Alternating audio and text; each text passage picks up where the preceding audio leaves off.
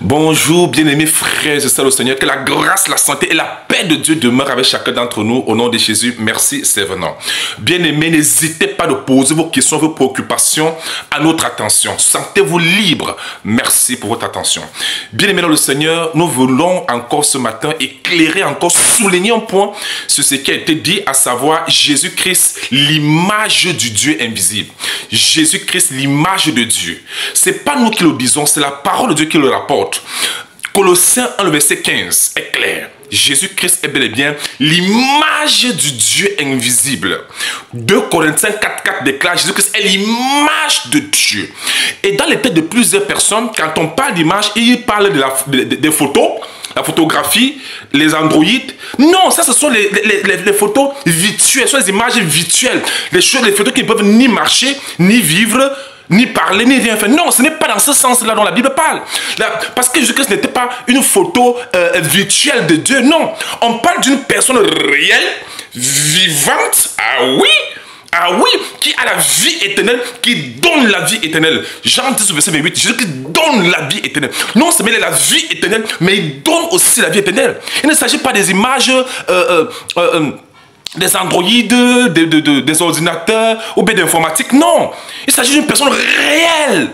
Jésus-Christ est une personne réelle. Hébreux 1, le verset 3. Lisons du verset 1 à 3. Il est clairement écrit là que notre Seigneur Jésus est pleinement l'empreinte de la personne de Dieu. Il est quoi? L'empreinte de sa personne. Ah oui, et le reflet de sa gloire.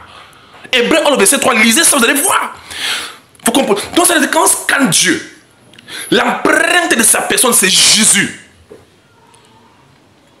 Colossiens chapitre 2, verset 9, la Bible dit, en Christ habite corporellement toute la plénitude de la divinité. Ah oui, toute la plénitude de la divinité.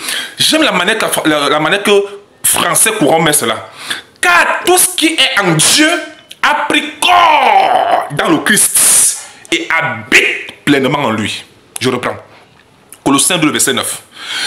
Car tout ce qui est en Dieu a pris corps dans le Christ et habite pleinement en lui. Quand on vous dit que Christ est le grand Dieu des cieux manifesté en chair, les gens doutent. Pourtant c'est écrit. La Bible affirme que toute personne qui ne confesse pas que Jésus-Christ est venu en chair, c'est l'antéchrist. C'est l'esprit de l'antéchrist. En Timothée 3,16, Dieu est venu en chair.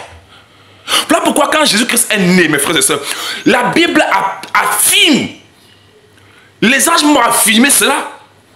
On l'appelle comment? Dieu avec nous. Ce n'est pas écrit petit d. Comme si c'est un petit de Dieu. C'est grand D, ça dit le grand Dieu des cieux avec nous. Donc c'est de ça qu'il s'agit. Donc Christ n'est pas n'importe qui. Il est bel et bien la personne de Dieu manifestée en chair. Comme la parole de Dieu le rapporte. Vous comprenez? Donc, quand on dit que Jésus-Christ est l'image de Dieu invisible, on parle d'une représentation réelle, physique, vivante. Ah oui, parce que Jésus-Christ n'est pas virtuel, il est réel.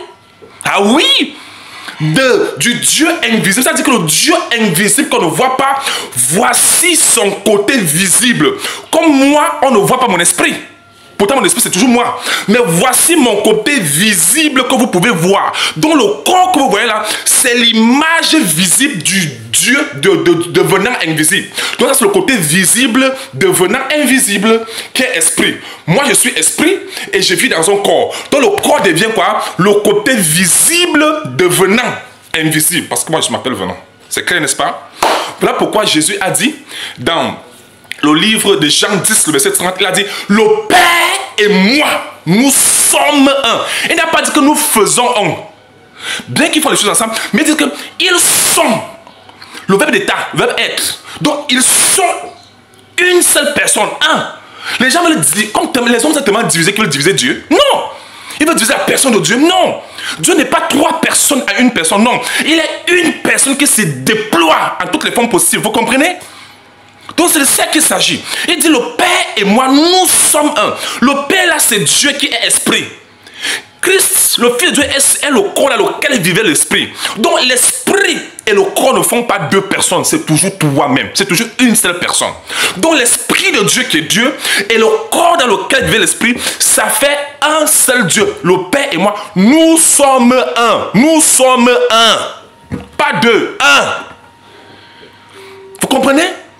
Donc le côté visible exécute tout ce que le côté invisible dit. Comme tout le monde qui agit, agit sous l'auspice de son esprit. Son esprit ordonne et le corps exécute. Ça ne fait pas deux personnes, c'est toujours nous-mêmes. Est-ce que c'est clair?